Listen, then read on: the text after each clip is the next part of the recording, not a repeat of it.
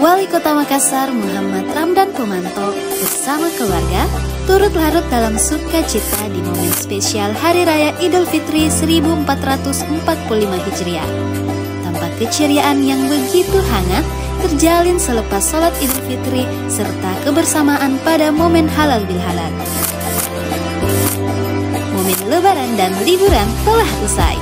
Tentu ada banyak kenangan indah yang kita rasakan dan tersimpan dalam memori. Saatnya merayakan kemenangan yang sesungguhnya. Mari kita terus meningkatkan kualitas ibadah dan menjadi pribadi yang semakin baik untuk semua. Insya Allah kita dipertemukan di bulan suci berikutnya dengan keberkahan yang semakin melimpah. Makassar baik untuk semua.